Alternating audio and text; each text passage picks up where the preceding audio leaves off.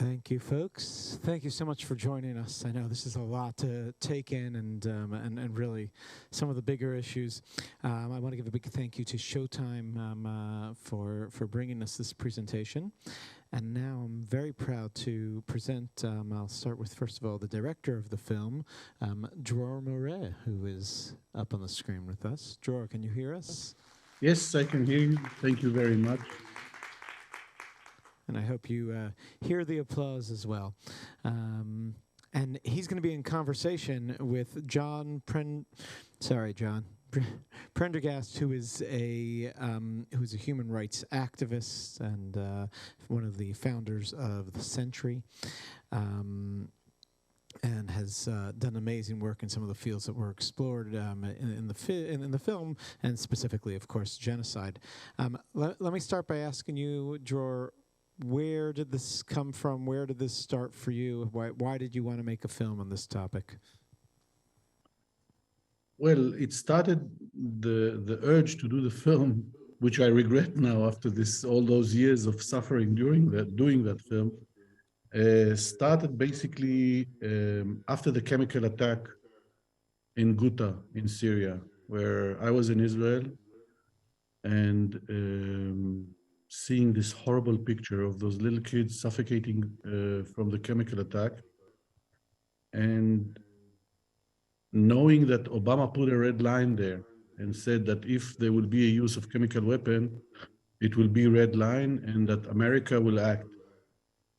And then seeing that he didn't act and America didn't act with all the excuses that were there. So I kind of asked myself, what is going on in those rooms? Because they didn't intervene after he had a red line. And in Libya, he intervened to prevent the massacre of people in Benghazi. So I asked myself, what's going on there? Why do they decide to intervene in one place and where a massacre was supposed to happen, like in Benghazi, and in a place where almost 1,500 people were massacred by chemical weapon in the most horrible way, they decided not to intervene, although President Assad kind of broke Obama's red line. So that was the kind of motivator for that. After that, there were another few incidents where I met a Rwandan woman in a screening of one of my previous films, The Gatekeepers, in Belgium, and she hosted me, and she kind of spoke with me afterwards what she experienced or her parents had experienced. It was a shocking experience for me to hear that firsthand. So those were the motivators that kind of led me to do the movie. And this film has become somehow, I don't know, I'm sitting with it right now as even more timely. I don't think there was a period, as we can see from the history that this film goes through, that there was a period where this film, we would say that this has nothing to do with us now. But I think right now, of course, I think specifically, of course, of Russia and its invasion of Ukraine as kind of hitting these situations once again. I don't know if, John, maybe you want to start here and share a little bit about where are we now? Has anything gotten better since, I think the film kind of ends about 6 years ago, but what has happened since? Is there anything positive to share? Well, I think first you got to acknowledge the realities, the geopolitical realities that Russia and China have become even more opposed to the kind of humanitarian impulses, the kind of proactive interventions that could be military, but also could be non-military, to prevent the loss of life, to prevent mass atrocities. That is an undeniable force in international politics now, that the opposition to action. But it's not just the Russians and the Chinese, it's also regional organizations. You know, if you look at the ASEAN regional grouping in Asia and the way they endlessly negotiate as a means of preventing any more robust action in Myanmar, or you look at the African Union role in what's happened in a number of conflicts in Africa, just opposing on the basis of non-intervention and sovereignty, opposing more robust international action. So I think the two big bellwether crises that have occurred in the last year, 2 years, that would be relevant for an update would be Ethiopia and what's happened in Tigray, which is truly genocidal and certainly a famine, and in Ukraine, as you pointed out, Isaac. So I think, and Ethiopia is a great example. Could have been easily been a segment of the movie. All the rationalizations for why we don't act internationally, the delays in the international fora to even discuss the issues, much less undertake significant action, and hundreds of thousands of people dead, and uncounted, because there's not even a political will to know how many people who died. Ukraine, on the other hand, marks probably a high water point in some ways for coalition action. Many different motivations for why that action is occurring, but some of it is to defend vulnerable populations from atrocities. And the use of all of the tools. At one point in the movie, Samantha talks about the toolbox of policy options. And normally you get, there's opposition to action by politicians and policymakers because they use a straw man and say, well, we can't intervene with our troops or militarily because there's just too many downsides to that. But there are many other things you can do before you get to military intervention. And we're using all those in the Ukraine. And I think that's been an interesting thing to watch, to the evolution of economic pressure. You're seeing almost a global renaissance in the desire for transparency in financial dealings, in the way that, the extraordinary illicit financial flows coming out of Russia for decades and hiding that money in plain sight in London and all over the world. And laws are being passed and agreements are being made between governments to shine a light on those illicit financial flows. And I think that, this is a way to restrict Russia's ability to conduct mass atrocities. And that's one of the things that the movie, I thought, covered in an interesting way. That there are times when you may not be able to stop someone, but you can make it a lot harder for them to do what they're doing. Dror, let me ask you that in connection to this question, what should people be doing now? People see this film. It is such an impactful film. It's such an important film, but we can't we can't really change the UN, change the tools that are out there. What's the viewer supposed to do next? It's a very good question. I can give a long answer to that, but I will try to be as narrow as I can on answering that. Look, the Corridors of Power is going to come out as an 8-part series also this year, 8 hours. One of the chapters is a chapter of Darfur, where John Prendergast, who is here with us, is one of the main character of that chapter. And what John has amazingly achieved in Darfur with Samantha, when they came back from a fact-finding mission into Darfur and understanding what goes on there, is that they created, with other people, of course, the Save Darfur movement.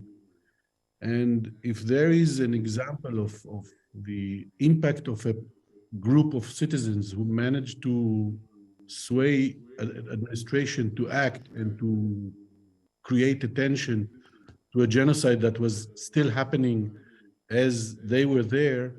It's what happened in Darfur. The Save Darfur movement was an amazing movement that managed to create public attention and to draw politicians to see what's going on and to demand action. And I think for me, what that kind of incident personifies is the ability of each one of us as a citizen not to sit on the cushions and enjoy watching movies on the television screen and act and basically move and act ourselves to try to change the reality. Because I think what I've learned is that politicians need an urge and need someone to nudge them, need someone to push them to act, especially in democracies, because they depend on the people to vote for them. And if we as people, each one of us, each one of the people in the audience now watching that, will convey that message to his family, to his close one, to his friends, that there is power to the people. We always tend to think that we don't have power to change things, but we have enormous power. We can push, we can care, we can really help our push our representatives to do something about it. It's much more complicated in the world that we see today. And as John pointed out, what goes on in Africa today, what goes on in Ukraine, it's horrible, it's heartbreaking. There are people who are being slaughtered now today as we speak because of what they are and what religion they are and the color of their skin. Still in the 21st century, this is happening in front of our eyes, and we have to demand action. One last note, the institution that were established after the Second World War and after the proud vows of never again do not function. They did not function, because of the veto power. As Samantha says in the movie, each one of the permanent five has a veto power over, and only the Security Council of the UN can vote for action, for military action. So those institutions do not really function in that sense of helping and preventing those. So I think also policymakers should consider building other systems that can help to prevent those atrocities through, let's say now, the Western democracies, because they do care. The Western democracies, at least, it seems that they care. We cannot really rely on Russia or on China to carry out the banner of human rights, but definitely the Western democracies can do that. So I hope I try to touch few things into what you asked, this big question. It's a big question. John, did you want to add on to that? Only that as a footnote, to do the things Dror's talking about, joining Human Rights Watch, Amnesty International, Jewish World Watch, these various organizations that have constituency based, but also seek to figure out what the policies that would be most impactful would be, and then can help channel actions, letter writing campaigns, social media efforts, demonstrations, those kinds of things, to the extent that we can get on the mattering map, the radar of politicians and policymakers who are making decisions about whether or not to act in a particular situation. So joining together with others who are already focused on these issues is a terribly important way to get involved. It's fantastic. I want to give an opportunity for our audience to also ask some questions if they have any. I have many more to ask, but I'll just ask one more question, which was to Dror specifically. The access to the people in this film is just unbelievable, and how easy? How did you accomplish that? How did you bring all these people from different sides? That doesn't happen easily. Together, you've brought some people back from the dead, which is really unbelievable. And that moment with Colin Powell is really, for me, one of the highlights of the film when he tells you what he really thinks, and just shows one of the sides of how powerful and what a dedicated person he was. How did this all come together like that? Well, I probably have a persuasive character for people to come and to speak. No, really, it was a process. Look, the first interview that I had for this project was conducted in November 2014 with the late amazing woman, Secretary of State Madeleine Albright. And the last interview was with Samantha Power. I did 3 interviews with Samantha Power. She was so gracious with her time with me and open. So with Samantha, I did 3 interviews during the years. The last interview with her was February 2020. So, and now we are in November. I finished, basically the movie was shown almost 8 years after I started. So it was a long process of work. And I'm a stubborn man. When someone says no from the door, I'm going through the window. And if he says no through the window, I'm going under the door. And I had a lot of help from really, actually, it's a nice story, so I will tell it. There was a screening of The Gatekeepers in Aspen Ideas Festival.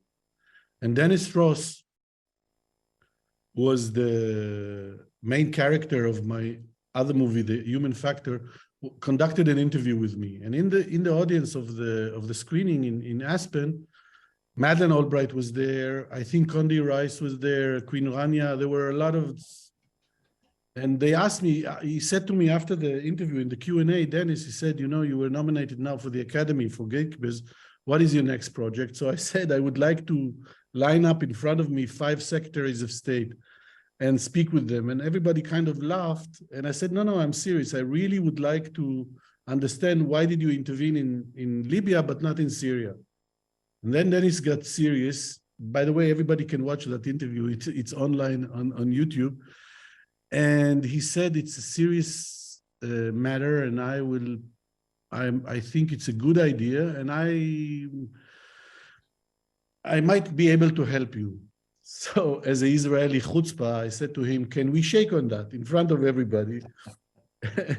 And we shook hands. And then from there, he really helped me. He opened Washington for me. The Clinton administration came, a lot of the people there came because Dennis helped me with that. So that was, the 3 steps that I kind of managed to bring all those incredible array of people that came to work, to speak in the movie. And I'm glad to hear that there's the 8-hour version too, because I'm sure there are so many more, and we didn't get to hear enough from John there. So many more, I'm sure, and diving in deeper is really there's a lot to take in. I'm going to give this moment for our audience to ask any of their questions. If they feel up to it. If not, I'll ask one more. But we have a question. I saw one brave hand go up here. I don't really have a question. I just want to make a comment. First thing, kol hakavod for you for making such an amazing film. It was so heartbreaking, especially since I lost most of my family in the Holocaust. I couldn't even watch part of it. But I just want to say that I think when you had asked what we can do as people, I think the most important thing is to keep showing this movie.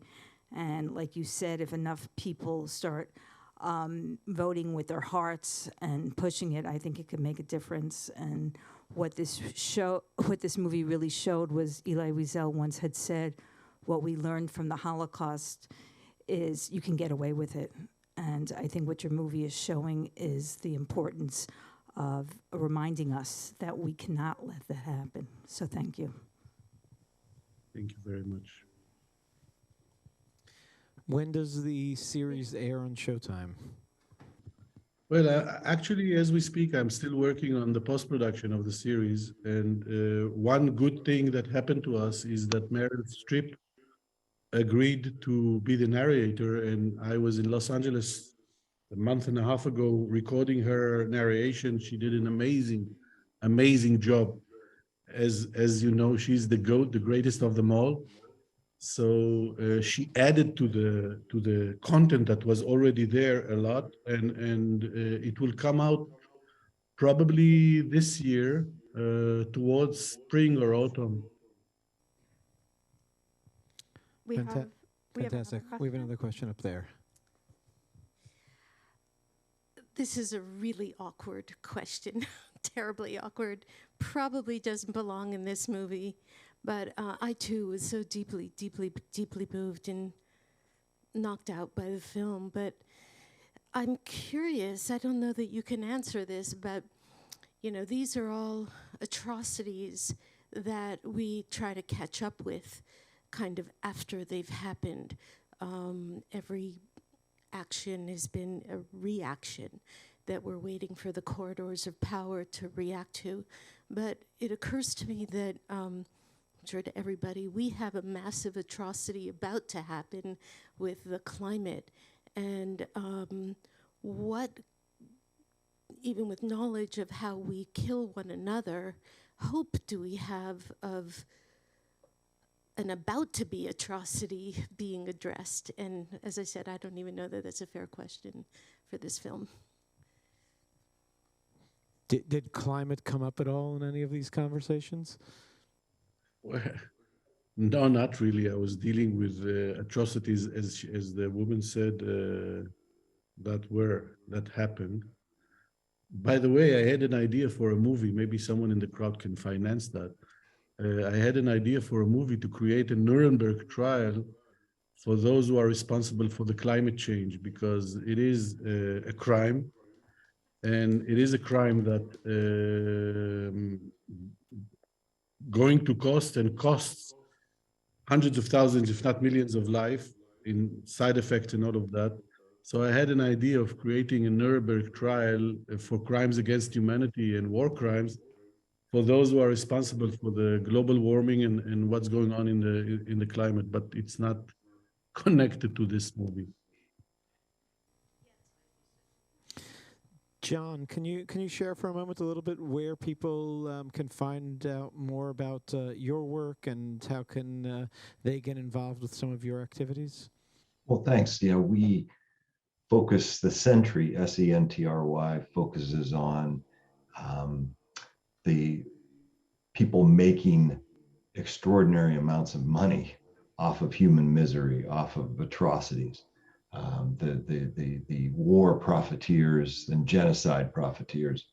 And we go after their assets. We have financial forensic investigators and investigative journalists and others who follow the money, follow the illicit financial flows connected to these networks that are responsible for gross human rights abuses. And we collect evidence of their money laundering and other kinds of crimes and turn that information over to banks to shut them out of the banking system, and to governments to sanction them, and to law enforcement to indict them. And so it's a relatively new organization, 5 years now, 4 or 5 years old now, and we're working on a number of the different conflicts and crises and human rights, kind of the worst human rights stories in the world, and providing a lot of that evidence quietly to jurisdictions and entities that can actually take action against people, because that we strongly support the International Criminal Court, strongly support diplomatic and military measures that can be taken, but sometimes when none of those things are happening in real time, one thing we can do is really make it cost a lot of money for those folks that are benefiting from mass atrocities. We can create a form of financial accountability that's a stepping stone to legal and other actions that can be taken against them. So the Sentry, just like any other nonprofit at the sentry.org. And if you're interested in learning more about it, there's lots online that you could look into. Thank you. Thank you, John. Thank you for everything you do, and thank you for being here tonight. And Dror, thank you so much for this film, and we look forward to the series as well. And thank you for joining us for the conversation and making our world a better place. Thank you very much. Thank you. Thank you all for joining us.